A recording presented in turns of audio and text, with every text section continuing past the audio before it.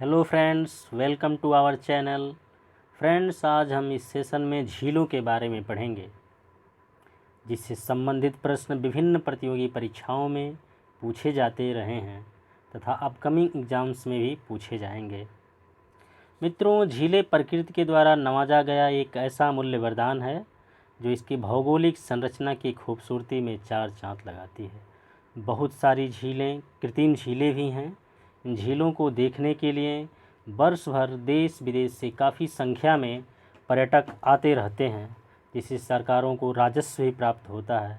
अतः हम कह सकते हैं कि यह मनोरंजन के साथ साथ राजस्व का भी स्रोत है। तो आइए सबसे पहले देखते हैं झील किसे कहते हैं, तो झील की परिभाषा क्या है। मित्रों, झील जल का वह स्थिर भाग है जो चारों तरफ से स्थल खंडों से घिरा होता है।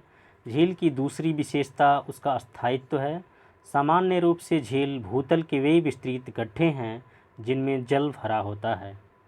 झीलों का जल प्रायः स्थिर होता है। झीलों की एक महत्वपूर्ण विशेषता उनका खारापन होता है, लेकिन अनेक झीलें मीठे पानी की भी होती हैं। झीलें भूपटल के किसी भी भाग पर हो सकती हैं। ये उच्च पर्वतों पर मिलती हैं, पठारों और मैदानों पर भी मिलती हैं तथा स्थल पर सागर तल से नीचे भी पाई जाती हैं। आइए अब एक एक करके इन झीलों के बारे में पढ़ते हैं। चिल्का झील, उड़ीसा। चिल्का झील खारे पानी की भारत की सबसे बड़ी झील है। इस लैंगून झील में नौसेना का प्रशिक्षण केंद्र है, नवल ट्रेनिंग सेंटर। अगर ऐसे क्वेश्चन बनता है कि भारत की खारे पानी की सबसे बड़ी झील कौन सी है, तो चिल्का झील, उड़ीसा। अगला देखते हैं। अगला है बूलर झील, कश्मीर। कश्मीर की बूलर झील झेलम नदी पर बनी गोखूर झील है। यह भारत की मीठे पानी की सबसे बड़ी झील है, the largest fresh water lake of India. अगर ऐसे क्वेश्चन बनता है कि भारत की मीठे पानी या ताज़े पानी की सबसे बड़ी झील कौन सी है, तो बूलर झील, कश्मीर। बूलर झील, कश्मीर या गोखूर झील है, ये भी इंपॉर्टेंट है। आगे देखते हैं। लोनार झील, महाराष्ट्र। इसमें ज्वालामुखी कहीं कहीं लोनार झील के बारे में ज्वालामुखी क्रिया द्वारा लिखा होता है, लेकिन मैक्सिमम जगह ये दिया होता है कि इसका निर्माण उल्का पिंड के पृथ्वी से टकराने के कारण हुआ है और ये काफ़ी विश्वसनीय है। तो लोनार झील का निर्माण उल्का पिंड की पृथ्वी से टकराने से हुआ था और ये इस तरह का एकमात्र झील है जो महाराष्ट्र में है। तो इसको याद कर लीजिएगा कि उल्का पिंड से टकराने से जो एकमात्र झील का निर्माण वो महाराष्ट्र में है। कहीं कहीं ज्वालामुखी क्रिया भी दिया रहता है। आगे देखते हैं। लोकटक झील, मणिपुर। लोकटक झील मणिपुर में स्थित है। मीठे पानी की पूर्वोत्तर भारत की ये सबसे बड़ी झील है। इस झील में किबुल लामजाओ, ये नाम याद रख लीजिएगा, बहुत ही इंपॉर्टेंट है। किबुल लामजाओ नामक तैरता हुआ राष्ट्रीय पार्क है। यह अपनी सतह पर तैरते हुए वनस्पति और मिट्टी से बने द्वीपों के लिए काफ़ी प्रसिद्ध है, जो तैरते रहते हैं। इसको याद कर लीजिए आप लोग। सांभर, अगला है सांभर एवं डिडवाना। लार मरुस्थल के पूर्वी सिरे पर खारे पानी की झीलें हैं। सांभर झील बॉल्सन और डिडवाना झील प्लाया का उदाहरण है, जो राजस्थान में है। अगला देखते हैं। गोविंद सागर कृत्रिम झील, पंजाब। भारत की सबसे बड़ी कृत्रिम झील गोविंद सागर झील है। अगर क्वेश्चन ऐसे बनता है कि भारत की सबसे बड़ी कृत्रिम झील कौन सी है, तो गोविंद सागर। यह पंजाब के रोपड़ ज़िले में स्थित है। सतलज नदी पर स्थित भाखड़ा नंगल परियोजना के तहत बने बांध से निर्मित हुआ है। आगे देखते हैं। इनसे कई क्वेश्चन बन सकते हैं कि किस ज़िले में है, तो रोपड़ ज़िले में है। किस नदी के पास है, तो सतलज नदी के पास है।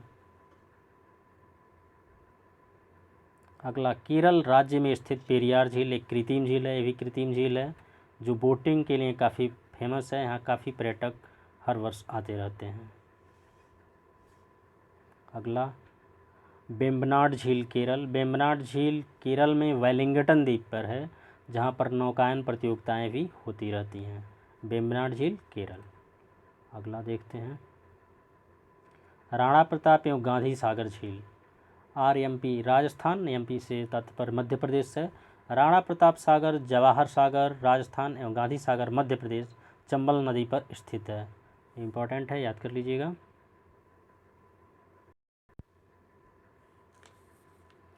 ये राष्ट्रीय झील संरक्षण परियोजना। मित्रों, झीलों के संरक्षण के लिए बहुत सारी योजनाएं, उसमें जो राष्ट्रीय झील संरक्षण परियोजना का आरंभ केंद्रीय वन एवं पर्यावरण मंत्रालय द्वारा जून 2001 में किया गया था। फ्रेंड्स, झीलों की महत्ता को देखते हुए समय समय पर केंद्र सरकार तथा राज्य सरकारों द्वारा इसके संरक्षण के लिए उचित प्रबंध किए जाते रहे हैं। फ्रेंड्स, जैसा कि हम जानते हैं कि ग्लोबल वार्मिंग के चलते झीलों, सागरों, जलाशयों का क्षेत्रफल सिकुड़ता जा रहा है, जिसका जीता जागता उदाहरण अरल सागर है, जो अब लगभग विलुप्त हो चला है। अतः इन झीलों के संरक्षण की जिम्मेदारी सिर्फ सरकारों की ही नहीं, बल्कि सभी देशवासियों की नैतिक जिम्मेदारी और कर्तव्य भी होना चाहिए, जिससे इन झीलों की खूबसूरती तथा स्थायित्व बना रहे। इसी के चलते केंद्र सरकारों तथा राज्य सरकारों द्वारा बहुत सारी योजनाएं चलाई जाती हैं इनके संरक्षण के लिए।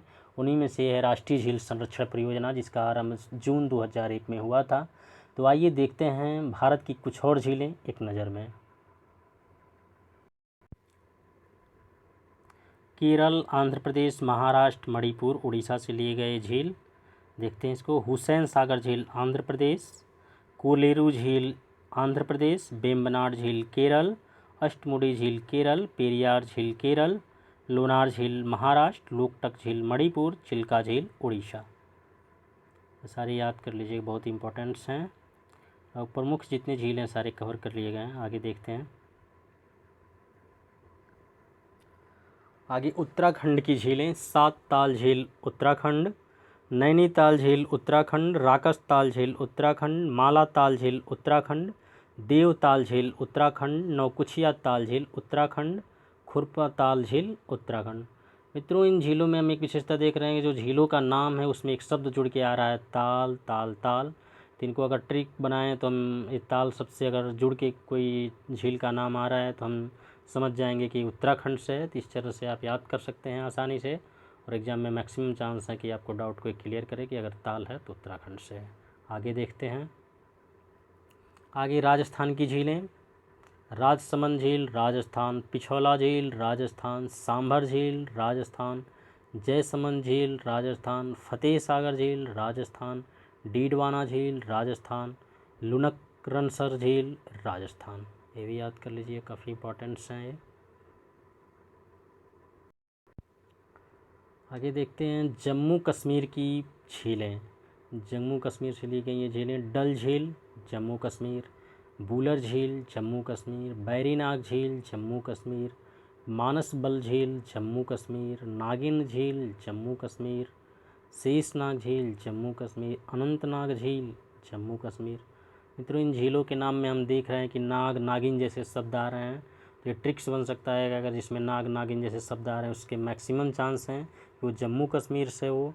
तो आप इसको भी याद कर लीजिएगा कि एग्ज़ाम में आसानी से याद हो जाएगा। अगर नाग है तो जम्मू कश्मीर से है, नाग नागिन शब्द जुड़ के आ रहे हैं। तो आगे देखते हैं।